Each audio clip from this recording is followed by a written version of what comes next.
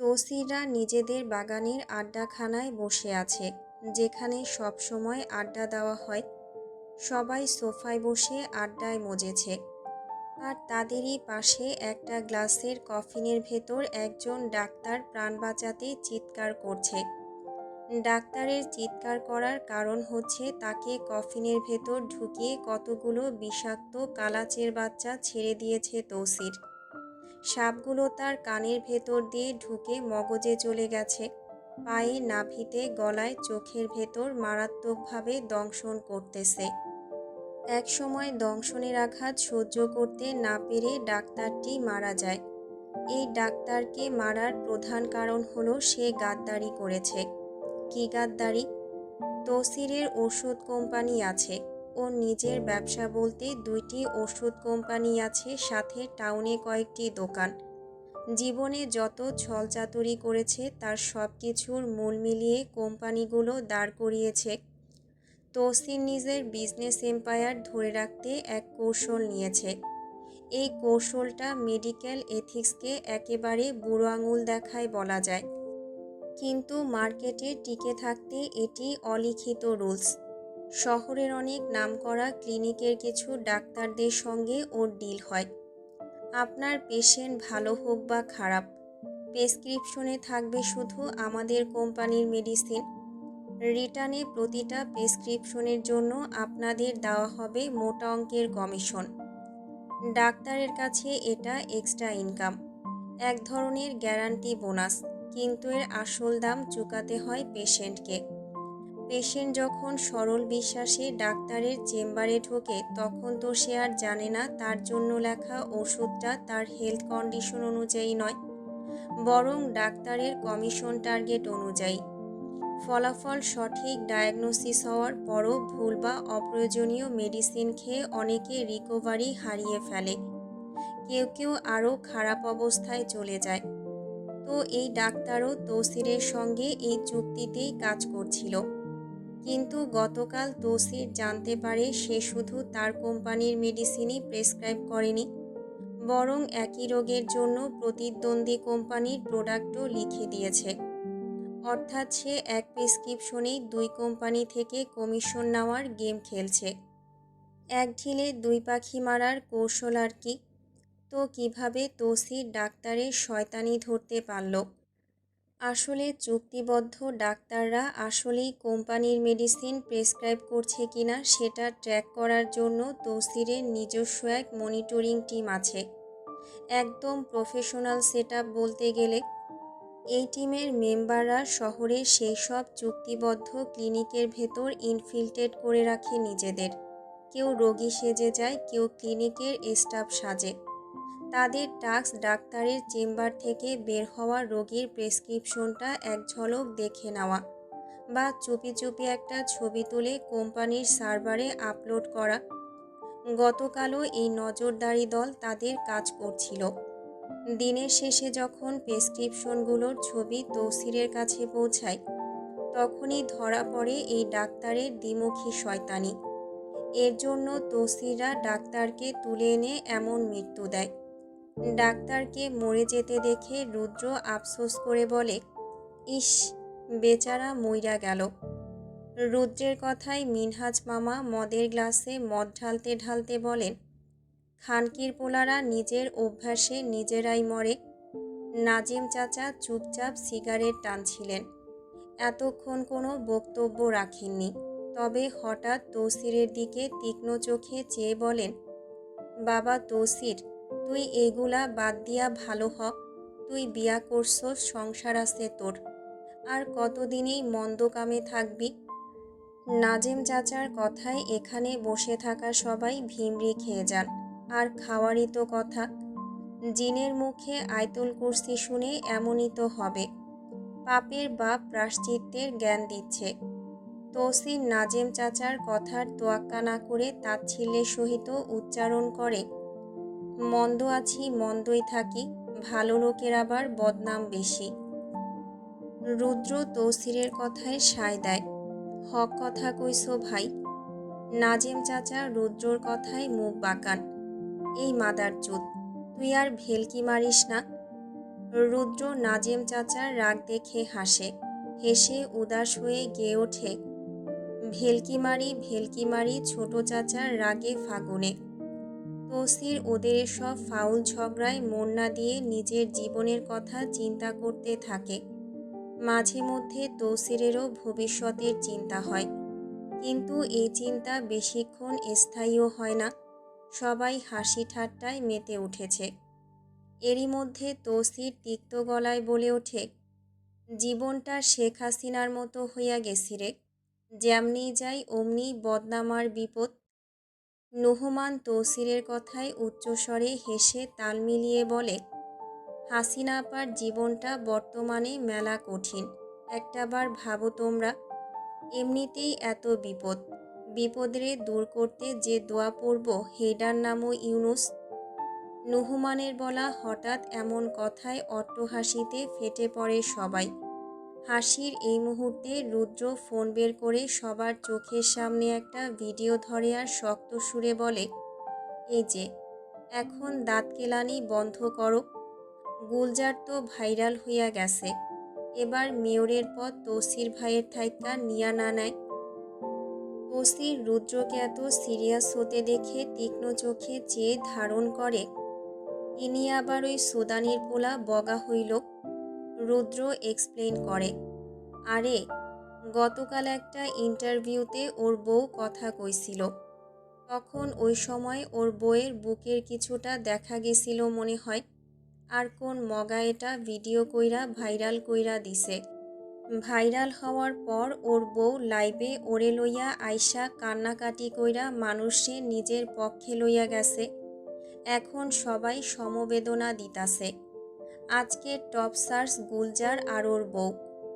তৌসির এক কথায় মুচকি হেসে স্বল্প সময় চুপ থাকে, অতপর বলে ওঠে, ওই মাগি আর ওর জামাই নিজেদের কন্ট্রোভার্সি নিজেরাই করাইছে, তাইলে আমিও এই খেলায় একটু সামিল হই। মিনহাজ মামা সন্দেহ নিয়ে জিজ্ঞেস করেন, কেমনে?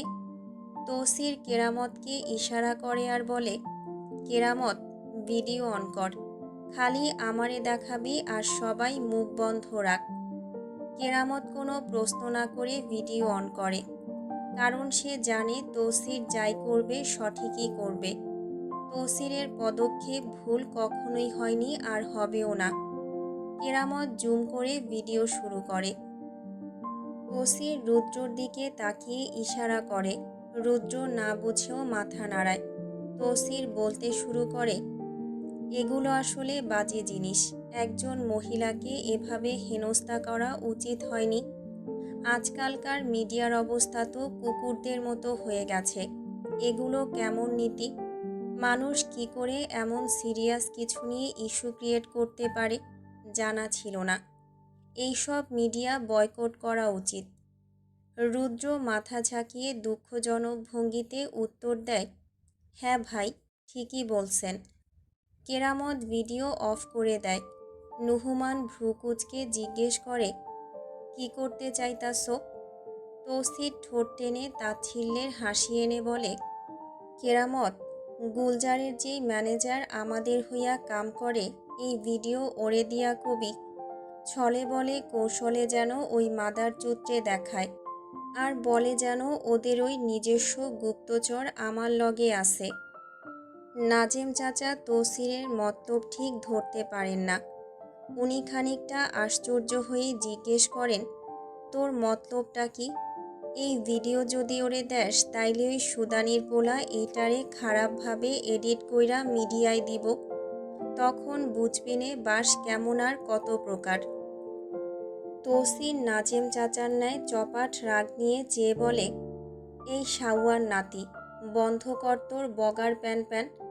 আমি যা করতাছি তার ফল বের হইলে বুঝবি কি করছি। মিনহাজ মামা নাজেম চাচার দিকে তাকিয়ে বলে, আরে তুই এত কথা কইস না, ও যা ইচ্ছা করুক, বাস খাইলে আমরা লগে নাই। তৌসির একথা শুনে তিক্ত সুরে বলে, তোমাদের মতো মগা দুনিয়ায় দুইটা নাই, দেখিস আগামীকাল টপ সার্চে আমি থাকমু।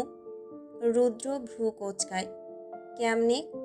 তৌসির হেসে জবাব দেয়, শুধু দেখে যা, এটা রাজনীতির খেলা। এইখানে ব্রেনটা ইম্পর্ট্যান্ট। মাগরিবের পর। তালুকদার বাড়ির মাগরিবের পরের সময়টা মনোমুগ্ধকর। প্রতিদিনের মতোই মনের মতো আমেজে জমে উঠেছে বাড়ির পরিবেশ। শতকের কাছাকাছি সদস্য সংখ্যা এই বাড়িতে, যার মধ্যে যুবক আর কিশোর ছেলেদের সংখ্যাটাই অনেক বেশি। মাগরিবের পর বাড়ির চারপাশের উঠানগুলোতে আলো ঝলমলে পরিবেশ। লাইটগুলো জ্বলে ওঠায় চারদিক ফকফকা হয়ে আছে, সাথে বইছে মৃদু বাতাস। বাগানের একপাশে রয়েছে খোলামেলা রান্নাঘর। 4-5টা পিলারের ছাদ দিয়ে দাঁড়িয়ে থাকা এই রান্নাঘরে গ্যাসের চুলা, লাকড়ির চুলা, ফ্রিজ সব কিছুরই ব্যবস্থাই রয়েছে। যার যা ইচ্ছে সে নিজেই এখানে এসে বানিয়ে নিতে পারে। এত মানুষের জন্য বাড়ির মহিলারা সবসময় চা নাস্তা তৈরি করতে পারেন না। ঘরের রান্নাঘর থেকে শুধু মাগরিবের পর একবার আর সকালে একবার সবার জন্য চা নাস্তা তৈরি হয়। এরপর যার যখন চা কফি বা অন্য কিছু খাওয়ার ইচ্ছে হয় সে এখানে এসে নিজের হাতে বানিয়ে নেয়। তালুকদার বাড়ির উঠোন আর বাগান দুটোই বেশ প্রশস্ত। 5তলা বাড়িটির প্রতিটা তলায় 30টিরও বেশি কক্ষ রয়েছে। আর হবেই বা না কেন, এত বড় বংশ। বাড়ির একদিক থেকে অন্য দিকে যেতে প্রায় ঘন্টাখানেক সময় লেগে যায়। যদিও এই বাড়িটি এক যুগ আগে তৈরি, তবে এটিকে নতুন করে মডার্ন স্টাইলে মেরামত করা হয়েছে। আজ শুক্রবার হওয়ায় বাড়ির সব পুরুষ সদস্যই বাড়িতে উপস্থিত। এই সময় কেউ হয়তো নিজের ঘরে বসে আছে, কেউ বাড়ির ভেতরে টিভি দেখছে। আবার কয়েকজন মিলে দল বেঁধে বাগানে প্রজেক্টর লাগিয়ে সিনেমা দেখছে। কেউ কেউ গেমিং হলে কম্পিউটারে গেম খেলায় ব্যস্ত। কেউ কেউ ব্যাডমিন্টন বা ক্রিকেট খেলায় মগ্ন। আবার কেউ কেউ চোখে কাপড় বেঁধে একজন আরেকজনকে নারকেল গাছের পাতা দিয়ে উড়াধুরা মারার খেলায় মেতে উঠেছে। আনন্দ কোলাহলে মুখরিত তালুকদার বাড়ি। তবে এসবেরই মধ্যে আলাদা এক সুন্দর তৈরি হয়েছে, আর তা হলো বাগানের ডান দিকটার অপার্থিব সমাবেশ। চারদিকে শিশুদের কোলাহল, পাখির কিচিরমিচির আর হালকা বাতাসে দুলছে গাছের পাতা। মাঝখানে দড়ি টেনে সাজানো হয়েছে আসন, যেখানে সারিবদ্ধ হয়ে বসে আছেন তালুকদার বাড়ির যারা মাদ্রাসায় পড়েন, ছোট বড় প্রায় সবাই। তাদের মুখে আগ্রহ, চোখে প্রত্যাশা। সামনে বসে আছেন সবার প্রিয় মোল্লা চাচ্চু। কুইজ প্রতিযোগিতা হচ্ছে এখানে, আর আজকের প্রতিযোগিতার পরিচালক উনি। পরনে সাদা পাঞ্জাবি আর কালো লুঙ্গি। মুখে শান্ত হাসি নিয়ে প্রশ্ন করছেন। চলুন কিছু কুইজের প্রশ্ন আপনাদেরকেও পড়াই। মোল্লা চাচ্চু প্রশ্ন করেন, বলো তো, কোন সাহাবী দাজ্জালকে দেখেছিলেন? সবাই এক মুহূর্তের জন্য চুপ হয়ে যায়। ঠিক তখনই এক কণ্ঠ জোরে উঠে আসে, যার নাম ইয়াহিয়া, নাজার বড় চাচার ছোট তরফের বড় ছেলে, খালিদের সন্তান। ও আত্মবিশ্বাসের সঙ্গে বলে, সাহাবী তামিদাদ দাড়ি রাদিয়াল্লাহ দাজ্জালকে দেখেছিলেন। তিনিও তার সঙ্গীরা এক দীর্ঘ সমুদ্রযাত্রায় একটা দ্বীপে পৌঁছে দাজ্জালের মুখোমুখি হন। পরে নবী করিম সাল্লাল্লাহু আলাইহি ইসলামের কাছে ফিরে এসে সব ঘটনা বর্ণনা করেন, যা হাদিসে উল্লেখ আছে। মোল্লা চাচ্চু হাসেন, মাথা নেড়ে বললেন, মাশাআল্লাহ, একদম সঠিক উত্তর। এরপর পরবর্তী প্রশ্ন করেন, মুহাম্মদ সাল্লাল্লাহু আলাইহি ইসলামের লকব কী ছিল? একটি কণ্ঠ উচ্চারিত হয়, আজ সাদিকুল আমিন। মোল্লা চাচ্চু সন্তুষ্ট হয়ে বললেন, জাজাকাল্লাহ। এবার বলো, কোন নারীকে রাসূল সাল্লাল্লাহু আলাইহি ইসলামের দ্বিতীয় মা বলা হয়? উপস্থিত দুজন একসাথে উত্তর দেয়, ফাতিমা বিনতে আসাদ রাদিয়াল্লাহ, রাসূলুল্লাহ সাল্লাল্লাহু আলাইহি ইসলামের চাচিকে। চারপাশে ছড়িয়ে পড়ে সুবহান আল্লাহ। এরপর প্রশ্নের ধারা আরও গতি পায়, আর তিনি প্রশ্ন করেন, কোন নবী জান্নাতের হুরকে বিয়ে করেছিলেন? উত্তর আসে হজরত শীষ আলাইসাল্লাম। উত্তর পেয়ে সন্তুষ্ট হয়ে চারপাশে তাকিয়ে আবারও প্রশ্ন করেন, কোন নবী তার বাবার চেয়ে বয়সে বড় ছিলেন? উত্তর অনেকগুলো আসে, কিন্তু সঠিক মেলে না। পাশ থেকে তালহা ভাই এসে সমাবেশে বসতে বসতে উত্তর দেন, হজরত উজায়ের আলাইসলামের ছেলে বাবার চেয়ে 100 বছর বড় ছিলেন। উত্তর শুনে মোল্লা চাচ্চু মুচকি হেসে আবারও প্রশ্ন ছোড়েন, নবীজির কবরকে খনন করেছিলেন? তালহা ভাইয়ের সৎ ভাই তায়েব উত্তর দেয়, হজরত আবু তালহা রাদিয়াল্লাহ। তালহা নাম শুনে সবাই মুচকি হেসে তালহা ভাইয়ের দিকে এক নজর তাকান। মোল্লা চাচ্চু ফের প্রশ্ন করেন, কোন নবীর নাম কুরআনে সবচেয়ে বেশি উল্লেখ আছে? সবাই এক কণ্ঠে বলে ওঠে, হজরত মুসা আলাইসাল্লাম। এবার মোল্লা চাচ্চু বলেন, চলো কুইজের মধ্যে একটু বিরতি নিয়ে পড়ি। সুবহানাল্লাহিল আজিম ওয়া বিহামদিহি। সহি তিরমিজির 3464তম হাদিসে রাসূল সাল্লাল্লাহু আলাইহি সাল্লাম বলেছেন, যে ব্যক্তি একবার সুবহানাল্লাহিল আজিম ওয়া বিহামদিহি পাঠ করবে, তার জন্য জান্নাতে একটা খেজুরের চারা লাগানো হবে। হাদিসটি হাসান সহি গারিব হিসেবে বিবেচিত হয় এবং এটি জাবির রাদিয়াল্লাহ থেকে বর্ণিত। চলো পড়ো সুবহানাল্লাহিল আজিম ও বিহামদিহি। ওনার সাথে সবাই একই স্বরে পড়ে ওঠে, সুবহানাল্লাহিল আজিম ও বিহামদিহি। রজনী প্রায় দ্বাদশের দ্বারপ্রান্তে, নিশার প্রায় অন্তিম লগ্নে। নাজা বেলকনিতে রাখা সোফায় বসে আছে, হাতে একটা গিটার ধরা। গতকাল যখন সবাই এসেছিলেন তখন নাজার প্রয়োজনীয় অপ্রয়োজনীয় যা আছে সব 7 লাগেজে করে নিয়ে এসেছেন আলাদা ভ্যান দিয়ে। নাজা 2 দিন আগেই ওর ছোট চাচুকে বলেছিল, তুমি যদি পারো তাহলে আমার সব কিছু নিয়ে এসো একদিন। আমার রুমের কাবাডে যেন একটা সুতো না থাকে। নাজার কথা মতোই ওনারা নিয়ে এসেছেন। আজ নাজাকে কয়েকদিনের সফরে বাড়ি নিয়ে যাওয়ার জন্য অনেক পায়তারা করেছেন তারা, কিন্তু নাজা যায়নি। যাওয়ার ইচ্ছেও নেই। কেনই বা যাবে? কী কারণেই যাবে? প্রতিটা পরিবারেই ফ্যামিলি পলিটিক্স নামে একটা বিষয় থাকে, আর সেই ফ্যামিলি পলিটিক্সের শিকার হয় প্রতিটা পরিবারের কেউ না কেউ। নাজা এমনই এক ইস্যুর শিকার।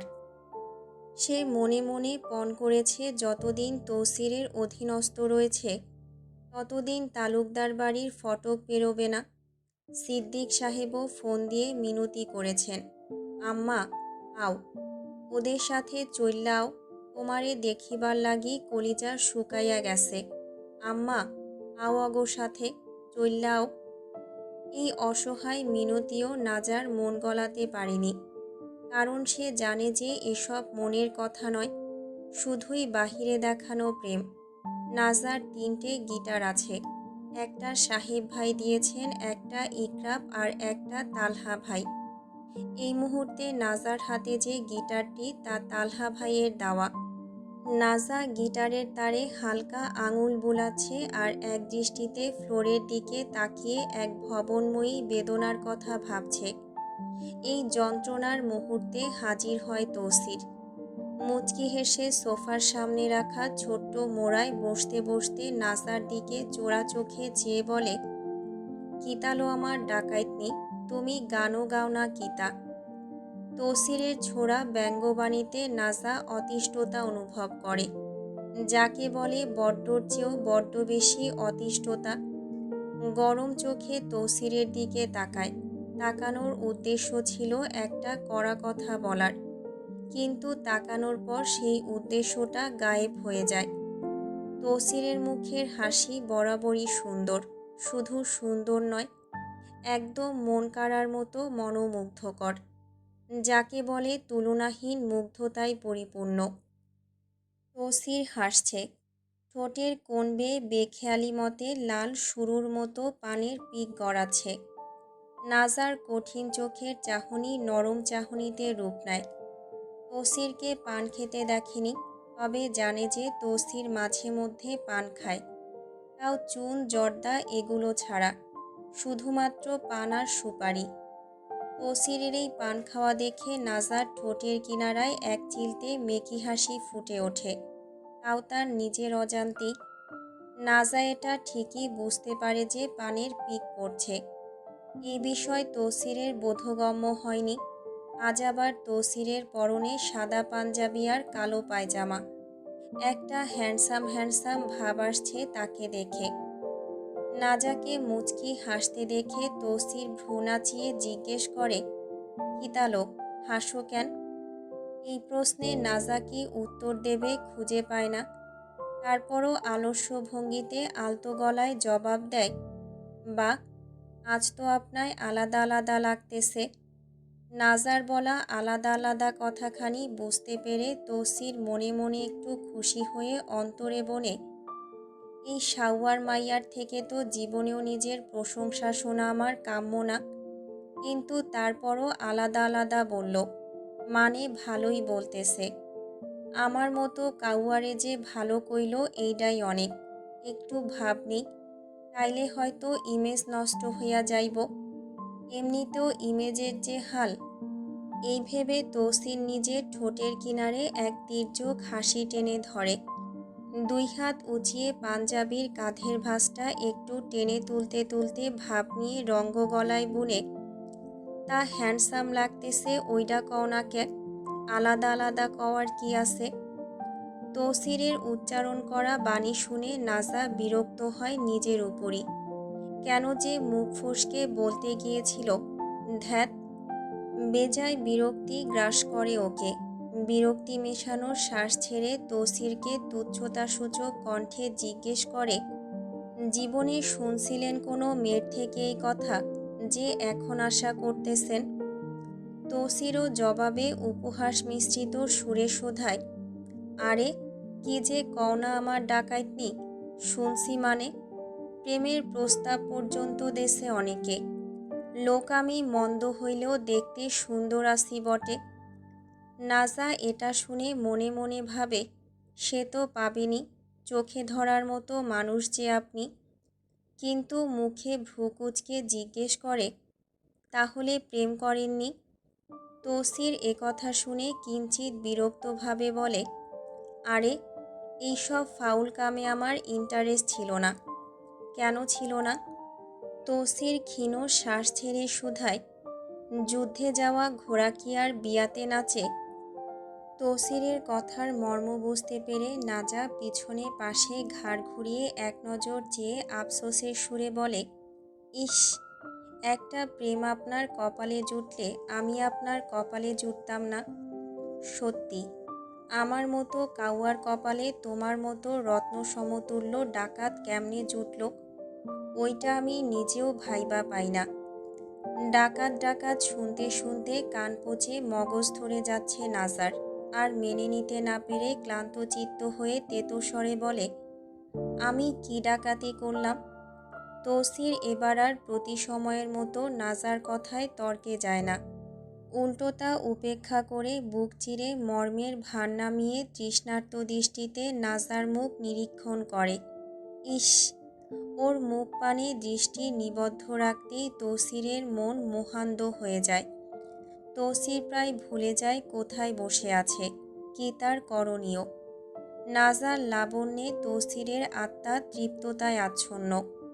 তৌসির পলকহীন চোখে অবিরাম তৃষ্ণা নিয়ে চেয়েই থাকে নাজার ন্যায়। চারিদিকে আলতো বাতাস বইছে, অক্টোবরের রাত বলে কথা। এরই মধ্যে চাঁদের কনক জ্যোৎস্নায় নাজা বসে আছে। চাঁদের আলো এসে উপচে পড়ছে নাজার মুখ পানে। ওর ত্বক তুষার ধবল ও স্নিগ্ধ শুভ্র হওয়ায় অতি মোহময় লাগছে। এই শুভ্র লাবণ্যময়ী মুখমণ্ডলে চাঁদের আলো পড়ে এক অনুপম আভা সৃষ্টি করেছে। নাজার চোখজোড়া তো সবসময়ই ভয়াবহ সৌন্দর্য বহন করে। এই আখিদ্বয় সুপ্রায় শ্যামল মরকতমনীর মতো অন্তঃসলীলা। তার উপর এই প্রহেলিকাময় নেত্রকোণে আজ কর্ধের বদলে লালিত মৌনতা সঞ্চিত। নাজার এই অবগুণ্ঠিত দৃষ্টিপাত যাহা ক্ষণমাত্রই তৌসিরের চিত্তহরণ করেছে। যেই নয়নার চাহনিতে পতিত হবে সে নিশ্চয়ই চিরতরে বিলীন হইবে। যে নাজার এই সম্মোহনী দৃষ্টির ফাঁদে আবদ্ধ হবে ধ্বংসই তার জন্য চিরন্তন রইবে। নাজার কেশতরঙ্গগুলো বড্ড প্রিয় তৌসিরের। এই কেশতরঙ্গগুচ্ছ শুধু তরঙ্গ নয়, এ তো তাম্রাভ কৃষ্ণ কেশতাম। এই সুরঞ্জিত কেশগুচ্ছ নাজার কাঁধের উপর দিয়ে নেমে এসে ওর অপরাজেয় রূপকে আরও অলঙ্কৃত করে নিয়েছে। নাজা এই মুহূর্তে সৌন্দর্যের প্রতিভূ, যার দিকে চেয়ে থেকে তৌসিরের দৃষ্টি তৃষ্ণাচ্ছন্ন এবং মোহান্ধ। তৌসিরের সত্তা নাজার রূপে বিগলিত হয়ে আছে। তৌসির তন্ময় চিত্তে চেয়ে রয়তো রয়ই, তারই চাহনি পলকহীন। এই চাওয়া শুধু দেখা নয়, রূপের উপাসনা। নাজার বিহ্বলতা এতটাই তাত্ত্বিক যে তৌসিরের জ্ঞানেন্দ্রিয় নাজার লাবণ্যের বিভায় আচ্ছন্ন। তৌসিরের মুখে কোনো ব্যঙ্গয়তা নেই। ও শুধু তৃষ্ণাচ্ছন্ন নয়নে এবং নিস্পন্দ দেহে নিজের নিস্তব্ধ ভাবাবেগ নাজার রূপসুধায় ডুবে আছে। তৌসিরের এই চাহনিতে নাজা মনোবিরক্তি নিয়ে বলে, এমন গাঁজাখোরের মতো আমার দিকে তাকাবেন না।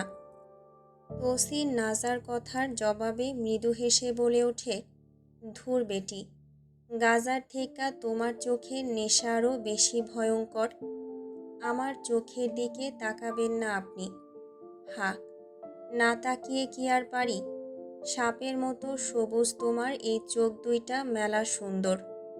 সাপের মতো চোখ, এ কেমন তুলনা?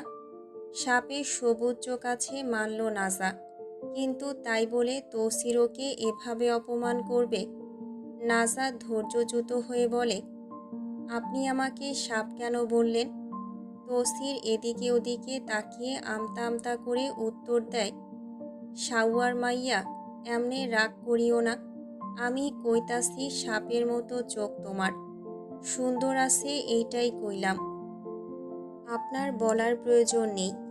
আপনি আমার দিকে তাকাবেনও না আর এসব বলবেনও না। তৌসিরের এই সুন্দর মুহূর্তে তর্কবার্তা হজম হয় না, তাই কথা ঘোরাতে নমনীয় ভাষায় বলে, হাতে গিটার যখন নিছো একটা গান শোনাও না। তার আবদার শুনে নাজা তির্যক সুরে জবাব দেয়, আমি পারবো না। তৌসির ক্ষীণ গলায় আবারও বলে, তুমি শোনালে আমিও শোনাবো, শোনাও না একটা। নাজা দীর্ঘশ্বাস ছেড়ে তৌসিরের দিকে খানিক সময় তাকায়, তারপর গিটারের তারে আঙুল বুলিয়ে স্নিগ্ধ আর কাতর সুরে গাইতে শুরু করে, কেন মেঘ আসে হৃদয় আকাশে, কেন মেঘ আসে হৃদয় আকাশে, কেন মেঘ আসে হৃদয় আকাশে, কেন মেঘ আসে হৃদয় আকাশে তোমারে দেখিতে দেয় না, মোহমেঘে তোমারে দেখিতে দেয় না, মোহমেঘে তোমারে অন্ধ করে রাখে, তোমারে দেখিতে দেয় না। এই গেয়ে আকাশের দিকে চেয়ে গেয়ে ওঠে, মাঝে মাঝে তব দেখা পাই চিরদিন কেন পাই না, মাঝে মাঝে তব দেখা পাই চিরদিন কেন পাই না। নাজা গান শেষ করে। নাজার গলায় গানটা শুনেই তৌসিরের বোধগম্য হতে দেরি হয় না, এই মাইয়া তার পুরানো প্রেমিকের প্রেমে মরছে আর মজি এমন বিরহের গান গাচ্ছে। তৌসির এবার নাজাকে প্রশ্ন করে বসে, যাকে পছন্দ করো তার কথা মনে হলো নাকি তোমার? নাজা তৌসিরের করা প্রশ্নে মৃদু হেসে শুধায়, যার বাস অন্তরের অন্তঃস্থলেই তাকে মনে করার প্রয়োজনই বা কি? আচ্ছা, এখনও তারে পাওয়ার সুযোগ যদি পাও, তাইলে কি করবা? তৌসিরের করা এই প্রশ্নেও নাজা শুধুই দীর্ঘশ্বাস ছাড়ে। তৌসিরের ধারণাও নেই নাজা কতখানি চায় তালহা ভাইকে। নাজা নরম গলায় উত্তর দেয়, তাকে পাওয়ার লোভ আমার পরপার অবধি থেকে যাবে। নাজার মুখের কথায় বেশ অস্বস্তি হয় তৌসিরের। কেনই অস্বস্তি, তা তৌসিরের অজানা। তৌসির চুপ করে যায়। নাজা আবারও বলে, আমার ঘোলাটে মস্তিষ্ক, আমার স্থির কম্পাঙ্ক, আমার কাল্পনিক চিন্তাচিত্ত সবটাই জুড়ে সে। তৌসির এবার দম বাঁধা ধীরশ্বাস ফেলে বড্ড অসহায় ভঙ্গিতে জিজ্ঞেস করে, আচ্ছা, আমি কি কোথাও আছি? নাজা তৌসিরের কথায় মৃদু হেসে শুধায়, আছেন তো। আমার বর্তমানে, আমার ভবিষ্যতে, আমার অধিনায়ক রূপে, যাকে আমার মস্তিষ্ক মেনে নিতে চাইলেও মন বারবার প্রত্যাখ্যান করে। নাজার বলাই উক্তি তৌসিরের মনে বেশ জাঁকিয়ে বসে। তৌসিরের এসব বিরহের ইতিকাব্য শুনতে আর ভালো লাগে না, তাই একটু নড়ে চড়ে বলে বসে, তুমি গিটার বাজাও, আমি গাইব। কোন গানের? আমি শুরু করছি, তুমি শুইনা বাজাও। এই বলে তৌসির খানিকটা ভারী কিন্তু উষ্ণ সামান্য কর্কশ গলায় শুরু করে, তোর প্রেমেতে অন্ধ হলাম, কি দোষ দিবি তাতে। এই লাইনটা তৌসির টানে দীর্ঘ করে, শব্দের মাঝে একটু কম্পন দেয়। সুপ্রায় ভেতরের কষ্টটা গলার ভাঁজে আটকে আছে। নাজা গানটা শুনে আঁতকে ওঠে, খানিক মুহূর্ত স্তব্ধ হয়ে রয়, অতঃপর কাপা হাতে গিটারের তারে সুর তোলে। তৌসির যখন দেখে নাজা সুন্দর মতো টান টেনেছে গিটারে, ও আবারও একই গলায় গেয়ে ওঠে, বন্ধু তোরে খুঁজে বেড়াই সকাল দুপুর রাতে, তোর প্রেমেতে অন্ধ হলাম, কি দোষ দিবি তাতে। বন্ধু তোরে খুঁজে বেড়াই সকাল দুপুর রাতে, এই গেয়ে আক্ষেপী গলায় একটু আওয়াজ দিয়ে গেয়ে ওঠে, আগুন জেলেও পুড়লাম আমি, দিলাম তাতে ঝাঁপ, তোর আমার প্রেম ছিল রে বন্ধু, ছিল পুরোটাই পাপ। আগুন জেলেও পুড়লাম আমি, দিলাম তাতে ঝাঁপ, তোর আমার প্রেম ছিল রে বন্ধু, ছিল পুরোটাই পাপ। এক পর্যায়ে তৌসির গান শেষ করে। তৌসিরের গাওয়ার ধরনটা ছিল একদমই বিষাক্ত, যেমনটা গায়কের গলায় লেগেছে শুনতে, একদম নিখুঁত রূপে ধারণ করেছে প্রতিটা গানের লাইন। কিন্তু নাজার বুকে ভয় ঢুকেছে এতে। আচ্ছা, তৌসির কেন এই গান তারই সামনে গাইল? তৌসির কি জেনে গেল সব? না, কিভাবে জানবে? নাজার হাত পা ঠান্ডা হয়ে যায়। যদি তৌসির ওইসব বিষয় অবগত হয়, তাহলে আজই নাজার শেষ রাত। তৌসির কুকুরের মতো মারতে মারতে নাজাকে মেরে ফেলবে, সব শেষ হয়ে যাবে, সব। নাজা এগুলো ভেবে হাঁসফাঁস করতে থাকে, ভয়ে আতঙ্কে ভেতর খুইয়ে যেতে থাকে। হাত পা অবশ হয়ে যাওয়ায় নিজের হাতে ধরা গিটারটি পাশে রেখে দেয়। এমন মুহূর্তে তৌসিরের মনে পড়ে একটা কথা, তাই ফট করে বলে ওঠে, তালুকদারের মাইয়া, একটা জিনিস আনছি তোমার লাইগা। নাজা ভয়ে ভয়ে ভ্রু কোঁচকায়। এই কিপ্টে আর কি আনবে তার জন্য? সন্দেহ নিয়ে জিজ্ঞেস করে, কি? তৌসির মৃদু হেসে পাঞ্জাবির পকেট থেকে একটা আধা শুকনা নিমের ডাল বের করে নাজার দিকে এগিয়ে দিয়ে বলে, মিসওয়াকের কথা যে বলছিলা, নাও। নাজার শান্তির শ্বাস ফেলে, যাক, অমন কিছু না। হাত বাড়িয়ে মিসওয়াকটা হাতে নেয়। প্রথমে ঠিক বুঝতে পারেনি এটা নিমের ডাল, তবে হাতে নিয়ে বুঝতে পারে এটা নিমের ডাল। তৌসির এটাকে মিসওয়াকের শেপ দিয়ে নিয়ে এসেছে। নাজা দাঁতে দাঁত চেপে তৌসিরের দিকে স্বল্প কর্ধ্য নিয়ে চেয়ে বলে, নিমের ডাল কেন? তৌসির সহজ সরলভাবে উত্তর দেয়, মিসওয়াক একটা 30 টাকা, তাই নিমের ডাল দিয়াই কইরা নাও, দাঁতের মাড়িও ভালো থাকবো। নাজা রাগ করে নিমের ডালটা ফেলতে নিয়ে বলে, লাগবে না আপনার আমায় এনে দেওয়ার, আমার সব কিছু এনে দিয়েছে আমার পরিবার। এই বলে ডালটা ফেলতে যায়, কিন্তু এতে নাজা ব্যর্থ হয়। তৌসির ঝাপটি মেরে তার হাত থেকে ডালটা নিয়ে বলে, ও আমার চ্যাটের বাল, তোমার না লাগলে ফেলে দিও না, আমার লাগবো। এই বলে ডালটা নিজের হাতে নিয়ে নেয়। নাজা আর কোনো বাক্য ব্যয় করে না, চুপচাপ উঠে রুমে চলে যায়। নাজাকে চুপচাপ যেতে দেখে তৌসির দীর্ঘশ্বাস ছেড়ে ধরায়, রংধনুর কাছেও অত রং নাই, যত রঙের রূপ আমার বউ ধারণ করে। এখন অতন্দ্র প্রহর, রাত্রি তিমিরের ঘন আবরণে ঢেকে রেখেছে চরাচর। সব নিস্তরঙ্গ হইয়াছে নিস্তব্ধতার রাজত্বে। নিদ্রাচ্ছন্ন তৌসিরকে আচমকাই ওর বিবিজান ফোন করে বাড়ির পশ্চাৎভাগে ডেকেছেন। এই স্থাণু নিশীথ প্রহরে এমন অপ্রত্যাশিত আহ্বানে তৌসির কৌতূহল আর বিস্ময় নিয়ে নিদ্রা ত্যাগ করে উঠে এসেছে। তৌসির বেশ অবাক হয়েই পদক্ষেপ ফেলছে, কারণ বাড়ির পেছনে কোনো বসতি বা কার্যক্ষেত্র নেই। ওটা একেবারেই জনমানবহীন এক শ্মশান জায়গা। এই নিবিড় অন্ধকারে এমন রহস্যময় আহ্বান কেন? এই প্রশ্নই ওর মনে কৌতূহলের ঢেউ তুলছে বারংবার। এসব আওড়াতে আওড়াতে বাড়ির পিছনে আসে। বাড়ির পেছনের ঠিক মাঝামাঝি স্থানে এসে দাঁড়াতেই তৌসির চমকে ওঠে। সেখানে টর্চলাইট হাতে দাঁড়িয়ে আছে নাজিম চাচা আর রুদ্র। তাদের সামনে একেবারে কেন্দ্রে তার বিবিজানও দাঁড়িয়ে আছেন, ওনার হাতে ধরা একটা রক্তাক্ত লোহার কুঠার। কুঠার থেকে টুপটুপ করে রক্ত মাটিতে গড়িয়ে পড়ছে। এ দেখে তৌসির থমকে মনে মনে ভাবে, এই বুড়ি আবার কারে উপরে পাঠাইল? হতবিহ্বল দৃষ্টিতে তৌসির চারিদিকে চোখ ঘোরায়। আর তখনই ওর দৃষ্টিতে আসে একজন অর্ধবয়স্ক মহিলার রক্তাক্ত নিথর দেহ পড়ে আছে।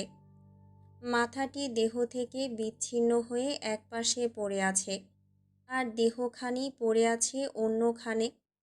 এই ভয়াবহ দৃশ্য দেখে তৌসিরের শরীর দিয়ে ঠান্ডা স্রোত বয়ে যায়। ও কম্পিত কণ্ঠে জিজ্ঞেস করে, এ কি বিপত্তি ঘটিয়েছ বিবিজান তুমি? এ কি কাণ্ড?